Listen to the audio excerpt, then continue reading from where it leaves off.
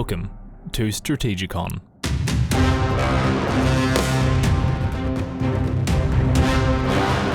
Hello world, I'm John Bruni and you're listening to Strategikon, your window to all things security and foreign affairs. So before we begin, I'd like to welcome back to Strategikon returning guest Purnendra Jain. Thank you, John. Purnendra is Emeritus Professor at the University of Adelaide and is also SAGE International's Head of Research and Academic Development and member of SAGE's Advisory Board. And also in the studio today, our Strategikon producer Michael McGarley. Hello, how are you guys? Good. Thank you. Co-host David Olney is on leave, currently completing his university studies on strategic communication, but we hope for him to be back with us soon. Today's topic will be India, the Quad, and the Russia-Ukraine war. Over the past 20 years, India has gradually moved to engage the international community as a global great power, while retaining its long-held notion of strategic autonomy born out of its history as a non-aligned state during the Cold War. India has good working relations with the United States and its close Indo-Pacific partners Japan and Australia through the Quad, while at the same time continuing to enjoy close and meaningful relations with the Russian Federation. But is this a balancing act that is bound to fail? Can the Modi government sustain its middle path between two diametrically opposed camps, one led by the United States, the other by Russia? Purnendra, can you explain for our listeners just how fundamental the Russia-India relationship is? Thanks, John. Yes, it's quite fundamental in the sense that, India-Russia relationship is time-tested and enduring. And it's not in the last 10 years or 20 years, but we are talking about decades of this relationship. So it's very strong, and I won't call it a strengthening, but still strong. And it has got a history behind it. Because going back into the 1960s or 1970s, for example, when India was a non-aligned country, and when it faced with war with China and later on with Pakistan, then India found then Soviet Union as a true friend to India.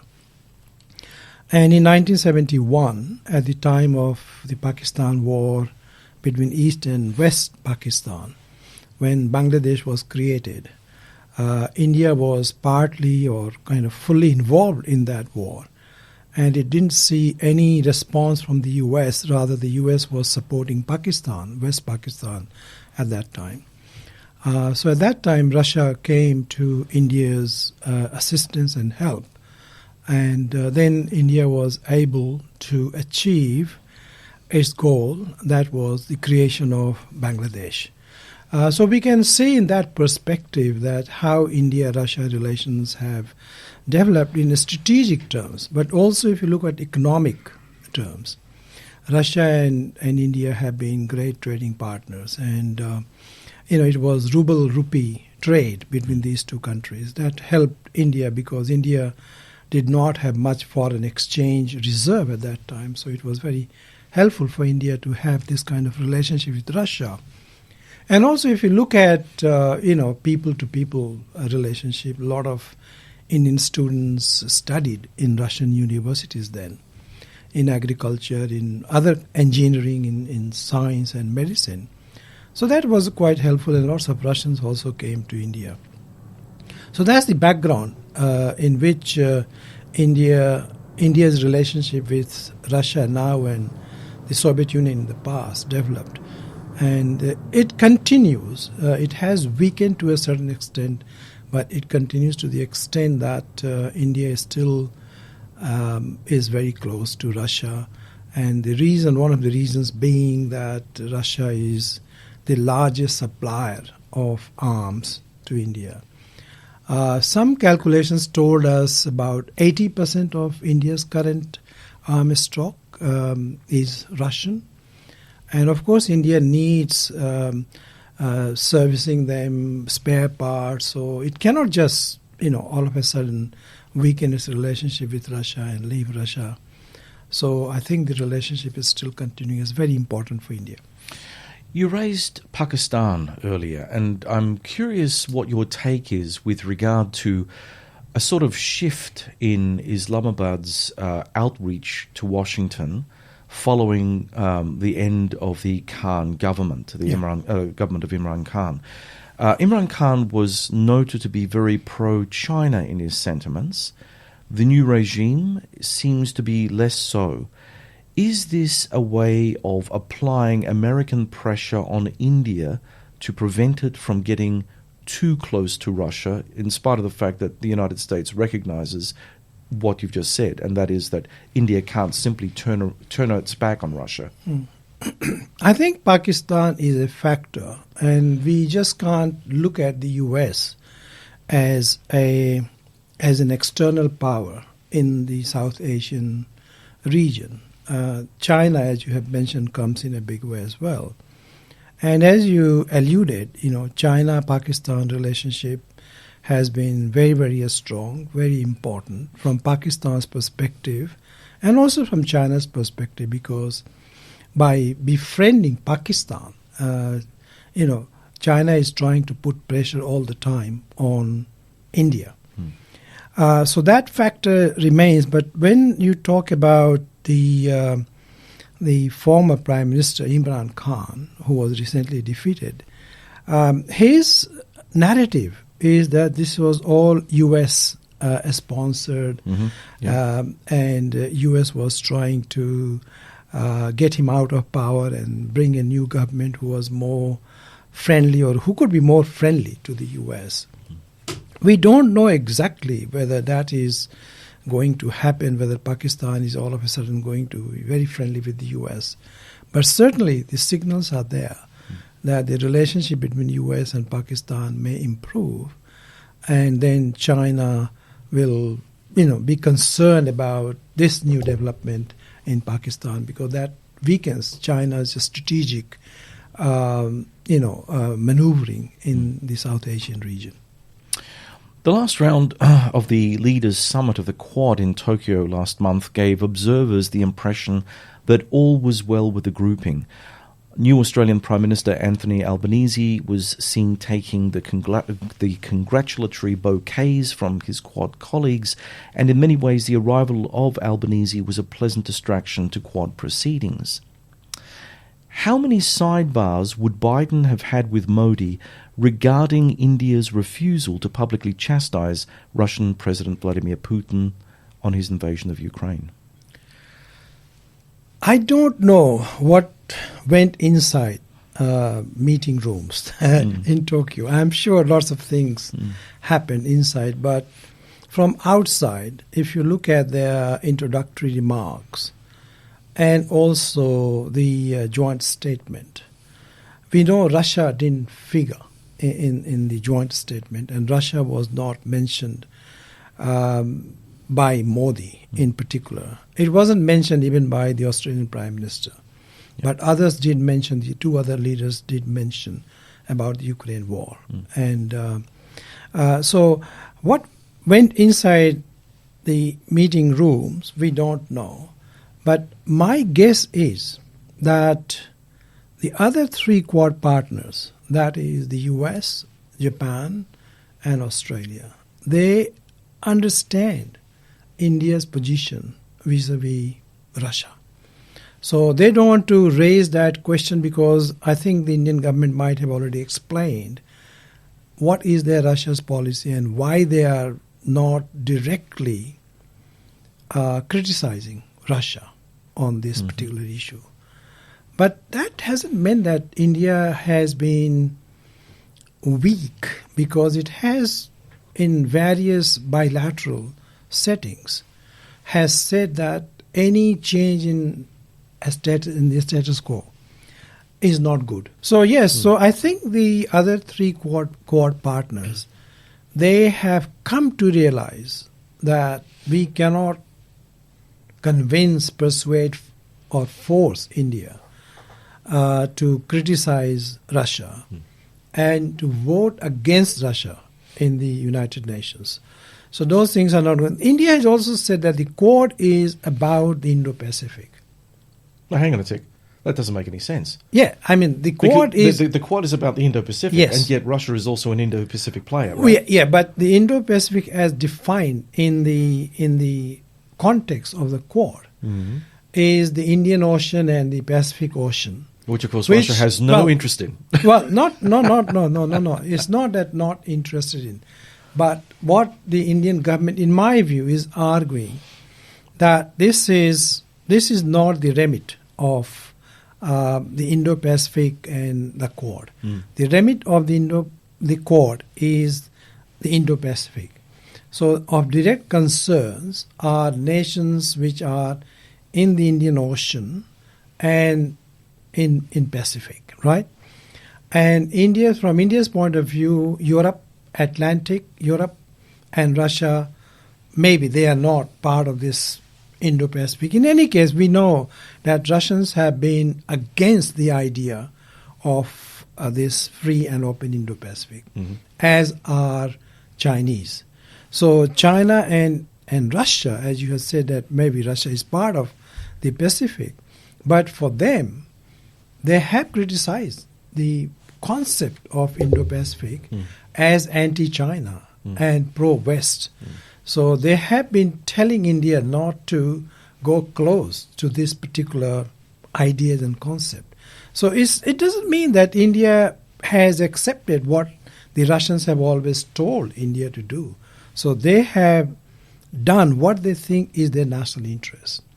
And not to criticize and to abstain in the UN voting, India would say that this is in our national interest. So we are working in our national interest. But that doesn't mean that they are not working closely with the Quad partners. It's interesting that you should say this because there'll be a lot of people out in the international relations firmament who believe that it's not really good for India to have it both ways. You know, that there is a sense of you're either with us or you're against us. And unfortunately, from my my LinkedIn network, I'm getting a lot of, shall we say, bite back when these kind of issues do come up. And that's okay. I mean, it's all part of the dialogue I like to indulge in. But nonetheless, there are people out there who really do think that, you know, the Indians should now, you know, they're of a strategic maturity that they should just say, look, you know, yes, you know, Russia was important to us over a period of time. It is no longer important to us, and we're going to start buying our weapons, maybe not from the United States because they're too expensive, but from, you know, second-tier European countries which are a little bit more affordable, and we can start moving away from Russia in a way that will make sense to the West and giving more coherence to India's position within the Quad framework. I mean, India has, as some have put it, that India has walked on both sides of the street, if you like, right? So on the one hand, India engages Russia and China through the Shanghai Cooperation Organization. There's BRICS, which is Brazil, Russia, India, China, and South Africa. And then the Quad and Indo-Pacific. So one kind of commentary could be, how can India be on both sides of the street and walk without any accident, right? So far that has worked for India. But the road ahead, whether the road ahead is still to walk on both sides of the street, is, I think, must be a question in the minds of Indian policymakers as to how they are going to navigate from now on. Right? So, I mean, you said about diversifying or, in getting out of independence, getting out of dependence on Russian arms. That's not going to happen overnight or even in a year or 5 years, right? If you have got 80% of your stock Russian, even if you diversify, it will take decades for you to do. And India is now buying from Europe, buying from US, buying from Israel. So it's not that India is not diversifying, but its stock is still heavily Russian. And that situation is not going to change. The other thing is, India depends on Russia because Russia is one of the 5 members of the permanent members of the Security Council. Mm-hmm. And whenever India needs a veto in the Security Council, Russia comes to India's side. So India well recognizes the role of Russia in the United Nations as one of the 5 permanent members, because, in India still the Kashmir issue is lingering.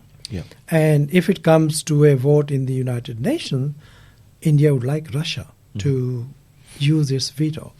So it's not just, the energy supply from Russia, not just the arms which India buys from Russia, but also Russia's importance in India's view in the United Nations Security Council as a permanent member of UNSC.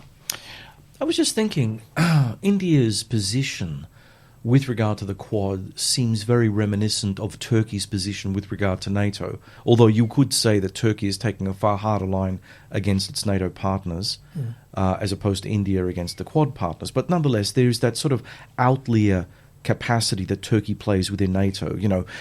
It buys Russian weapons. It shouldn't buy Russian weapons, but it buys Russian weapons. Erdogan is, creating a very independent sense of Turkish strategic identity in the Black Sea region, and now pushing against Greece in the Aegean as well, which means that Turkey seems more and more of an ill-fitting ally as time goes on.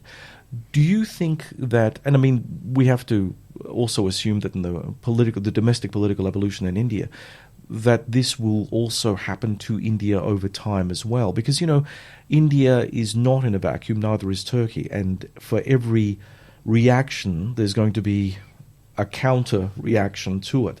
So how do you see India, not just the government of India today, but India moving forward into the future with all these pushing and pulling that's going on between, say, for instance, the Russians on the one side, the Americans on the other, India's practical ties to Russia, India's maybe narrative play with the West? How is that all going to sort of cohere into something that will really be an advantage for Indian national security moving forward? Yeah, I mean, in terms of comparison with Turkey and NATO, Turkey is a member of NATO. The Quad is not an alliance, military alliance. Yeah. And India is not an ally of any country in international relations term, which means military alliance. So India has chosen the path of what they call multi-alignment, right? You can call it by any name, but this is what India would like to call multi-alignment, that we try to align with as many countries as possible. We have more friends and very few, if at all, enemies. So that's the kind of narrative or philosophy which India follows. So I think the comparison with Turkey does not hold there. But in terms of, what is India's path ahead? I think the path ahead in the next, 2 to 5 years, I don't see there will be much change in India's policy towards Russia or towards the US. But we may see more strengthening of the Quad. I mean, on Quad, commentators have got different views.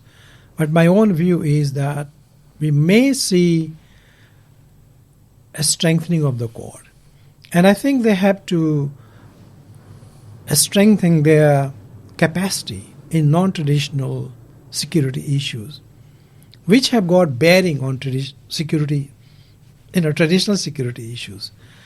So if you are doing something in cyber security, if you are doing something in climate change infrastructure, so in a sense they are trying to blunt what China is doing in these areas, in the South Pacific, for example, or in South Asia, for example. So through the Quad process, they can blunt China's approach and activity in non-traditional security areas. But that, as I said, that has got relevance for traditional security issues as well. So I give an example. South Pacific is in the news recently. Our foreign minister has been there and going again. So I was just wondering, what India and the Quad together can do in the South Pacific. I think there is a role for India there because India engages the countries of South Pacific, but I think it's not that intense. So the intensity needs to be accelerated, and also the four nations need to work out as to what is their strength, where they are strong, where they are weakness, or how they can use their strength to do something with the South Pacific. So I think that part is possible. But I don't think at the moment India will do anything with regard to Russia. It doesn't want to get involved in that part of the world. Yes, that is true. You've raised a couple of things that I need to return to. Firstly, the South Pacific. So when we're looking at the South Pacific, India obviously has an interest in South Pacific countries that do have an Indian diaspora population. Say, for instance, Fiji. Fiji, yeah. So I suppose their greatest diplomatic efforts in the region will be toward Fiji rather than other South Pacific states. So for India to have a greater footprint in that region, it would have to develop a much broader sense of itself in the region. So it's not just about looking after, diaspora Indians and having a pecking order of priority. It has to be like, okay, this region is of strategic importance to India, and so therefore we need to, take the culture out of it and just look at it as a region that is of strategic import to New Delhi and its interests moving forward. Yeah. Do you see this happening in New Delhi? Yeah, you have hit the nail on the head, exactly, John. I mean, India has, or any of the Quad countries, while they have got their own cultural and national interests, they need to think what as Quad their interest is and how they can put their energies together to produce synergy, which can be turned into actual, outcome. Yeah.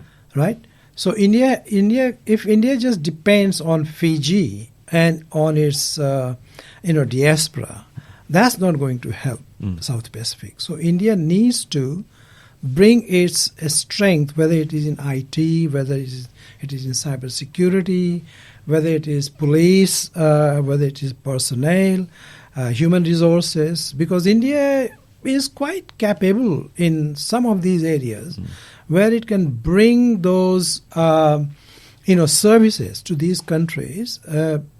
It's not too expensive. Because India has developed its, IT in a way that this could be delivered, not in a not very expensive way. So those are some of the areas where India can help. Say, for example, Micronesian countries, nations, and other, South Pacific nations. So I think they need to work out together as to what Australia can do, what US can do, what Japan can do. I mean, Japan has got great investment in the South Pacific, and they know the South Pacific well. So I think the South Pacific situation can become much better through the Quad. Yeah. Okay, well, we also raised another issue, and that was China and Russia in the Indo-Pacific. Their cooperation seems to also extend into joint military exercises designed specifically to intimidate Taiwan.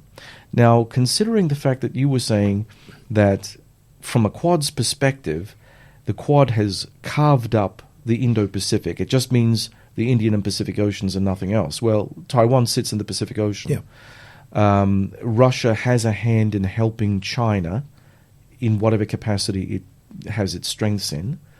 To facilitate China's intimidation of Taiwan.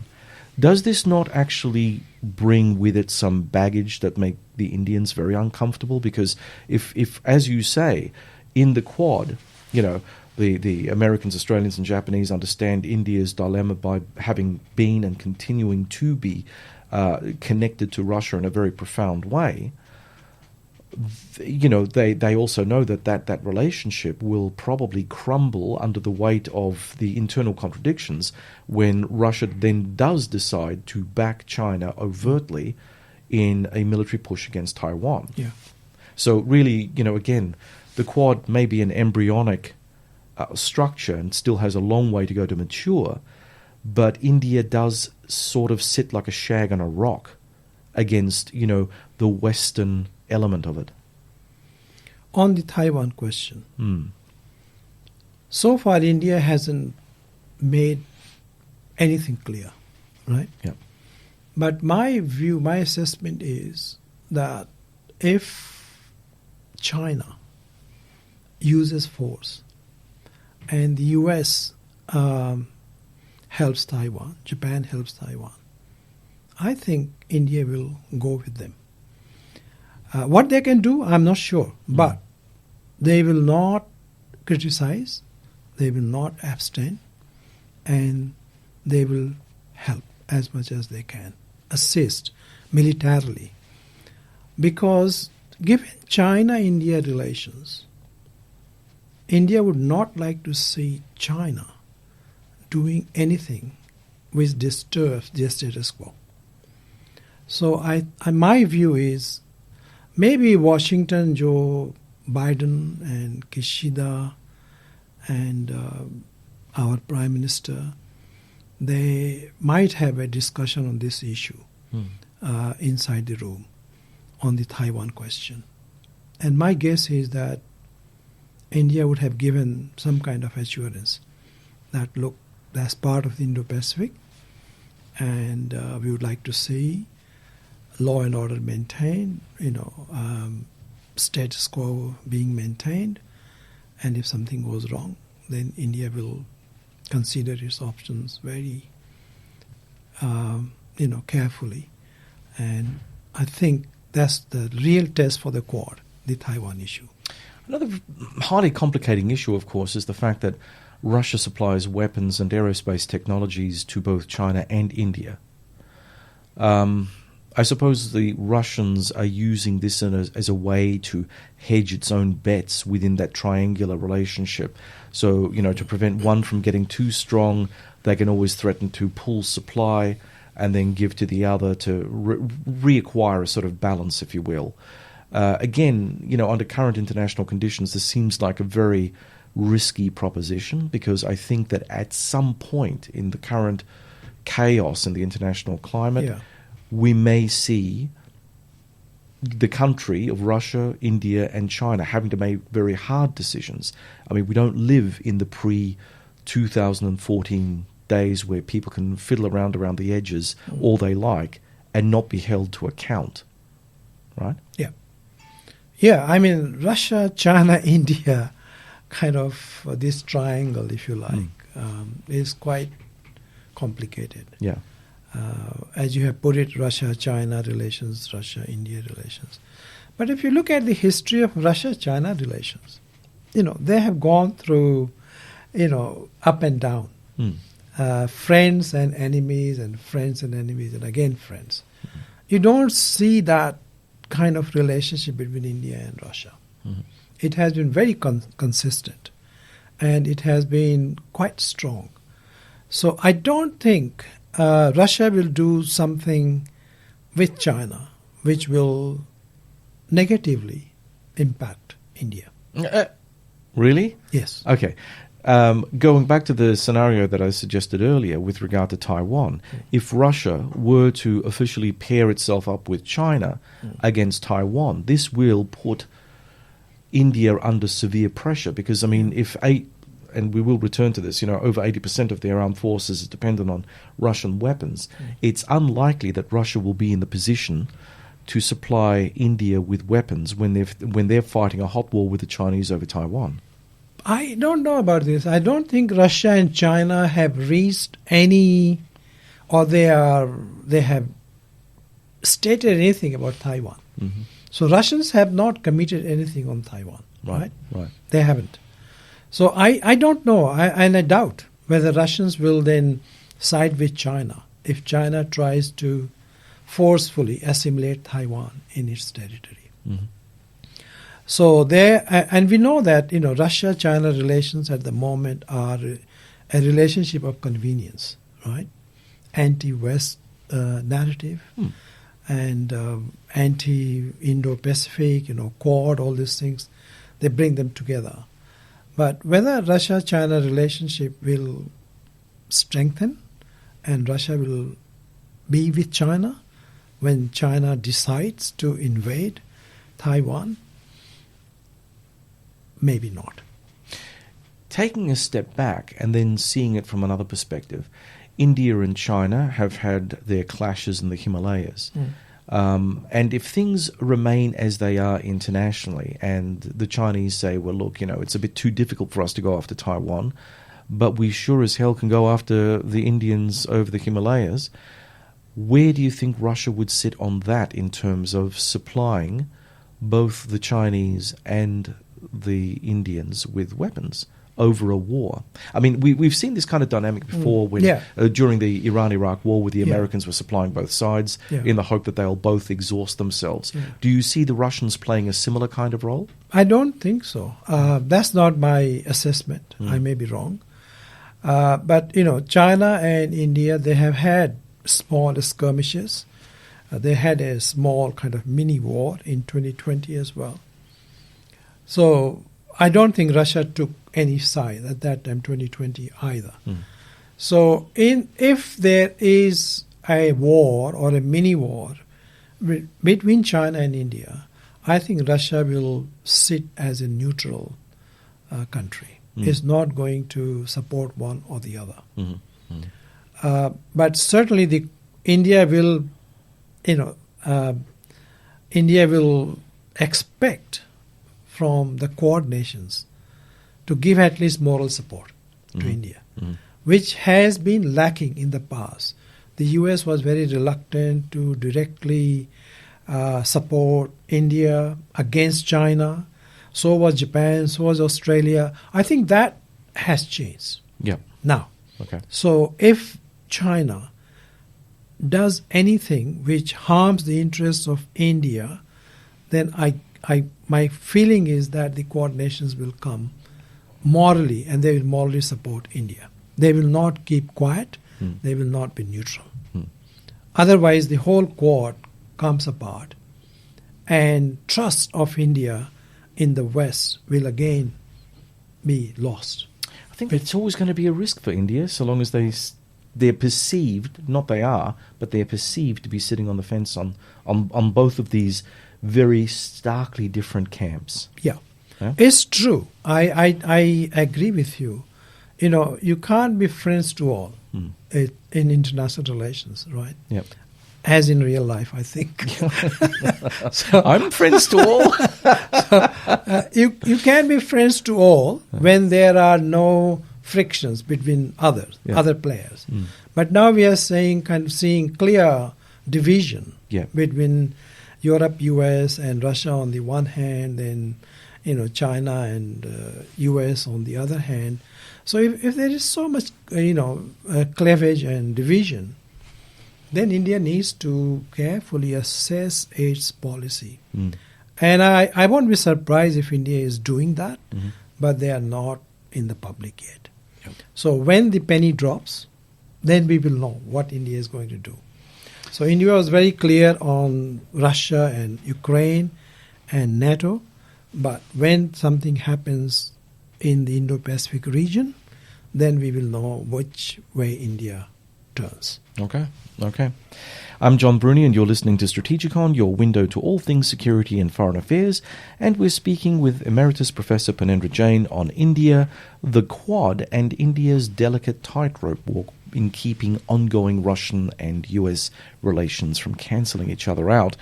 Purnendra, earlier we were mentioning about the fact that India's armed forces consist of, just over 80% of, the armed forces order of battle with Russian military technology. How do you think senior Indian officers are seeing Russia's war on Ukraine?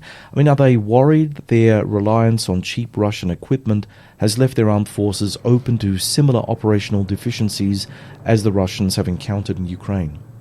There are two levels to your question. One is about Russia's military intervention in Ukraine. There is a narrative in India, quite strong actually, that Russia was almost forced to go into military action. And this was because, NATO was expanding itself. The Mearsheimer debate.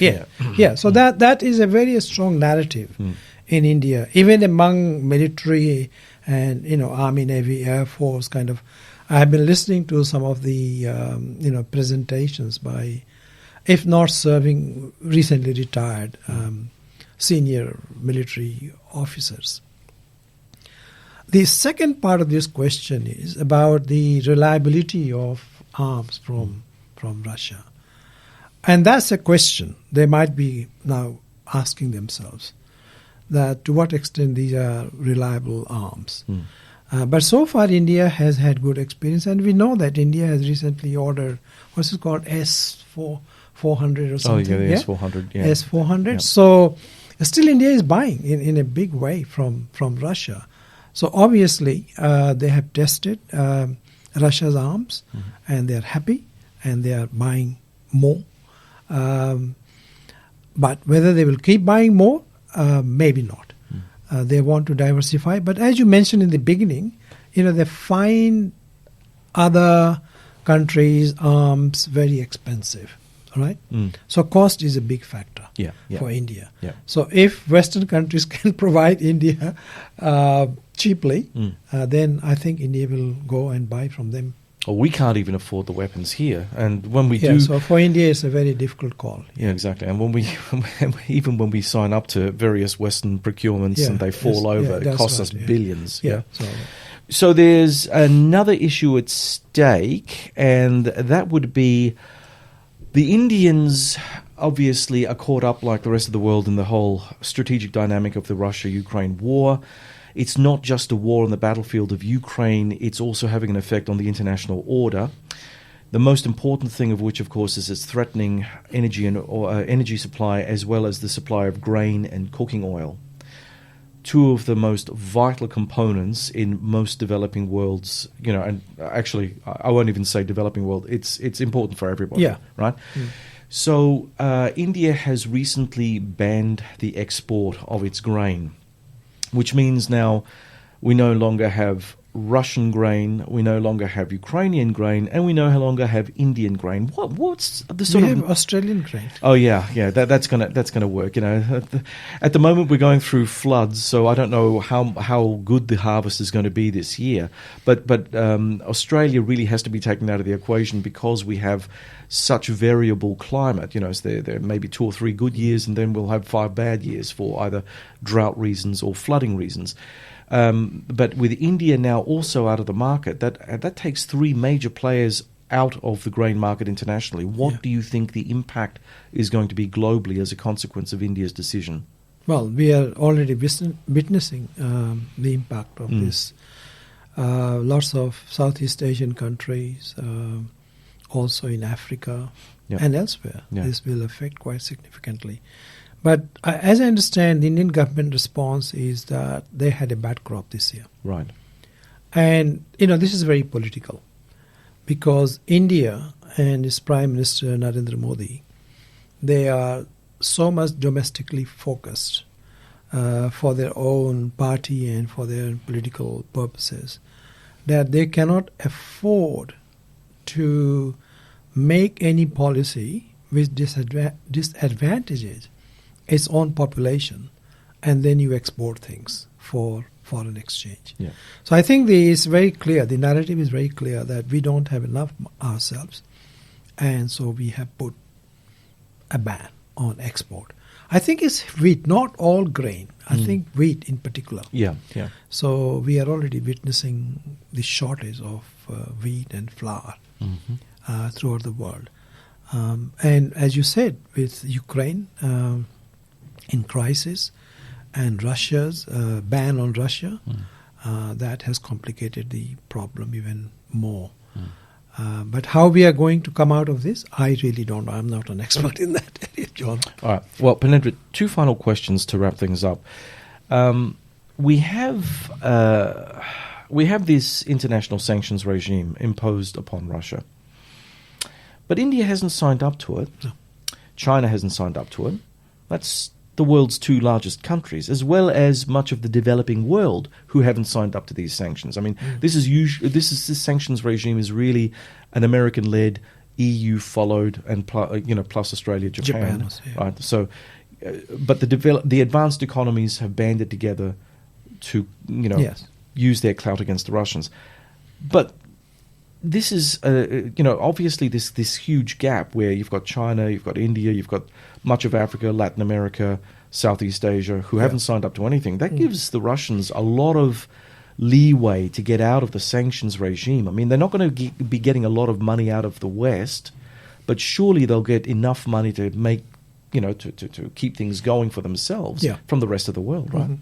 So the Biden administration can't be happy about this, that India is sort of playing its part in this Russia get-out-of-jail-free position. So do you think that Washington has a fair amount of heartburn over this issue? They might have heartburn, but they can't do much about it. Right. Because they cannot force India. And India has made its position very clear. In the media, we heard a lot about India's dependence on Russian energy, oil in particular. The foreign minister of India came out and gave some statistics. And he said that India buys only 4 to 5% of its energy requirement from Russia. And look at Germany, for example. Yeah. So he gave examples of, it's a kind of counterattack on NATO and Europe and the US. So what he was saying that, look, we don't depend so much. It's you who depend more. So whatever you want to do. But meanwhile, India has increase its import from Russia, its oil. But it's not a significant increase, but some increase. Because India has got this crunch to buy cheap oil from Russia or to go for more expensive oil elsewhere. And India being still a kind of middle-range developing country, it doesn't have resources to buy oil somewhere else which is more expensive only for political reasons. And then that's going to send wrong signals to Russia as well, which India doesn't want. Right.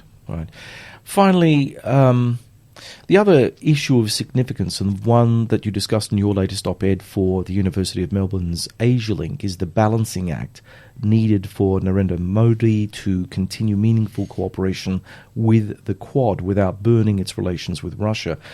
Is Modi capable of sustaining this balancing act?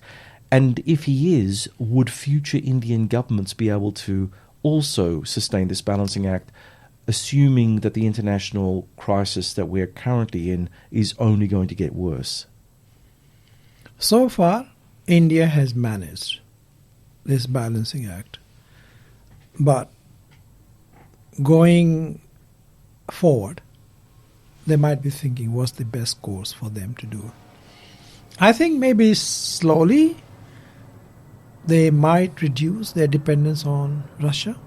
It depends on the outcome of this Ukrainian crisis and Russian military, intervention in Ukraine. When it ends, what will be the shape of Russia then? Right? We don't know at this stage. And Russia-China relations. So I think for India it's a wait and watch game. And they might be planning something for the future. But I really don't know what they are planning. My view is that they might be planning or thinking how to reduce their dependence on Russia slowly. Okay. Well, everyone, that's a wrap. My thanks to returning guest, Emeritus Professor Purnendra Jain, and producer Michael Magali for being with us today. And our thanks to the Ozcast Network. It was great being in the studio again. Thank you, John and Michael. Thank you very much. To our audience, thanks for listening. We hope that you'll join us for our next exciting adventure through the world of geopolitics. Remember that you can subscribe to the audio version of Strategikon through the Ozcast Network, iTunes, Stitcher, TuneIn and Spotify, and please like us on the Sage International Facebook site and follow us on Twitter. We appreciate your support. You can also watch our podcasts on video through the Strategikon Raw YouTube channel when they're available, easily accessed by clicking on the link provided on our website. Until next time, it's goodbye from me, John Bruni. You've been listening to Strategikon, a Sage International podcast.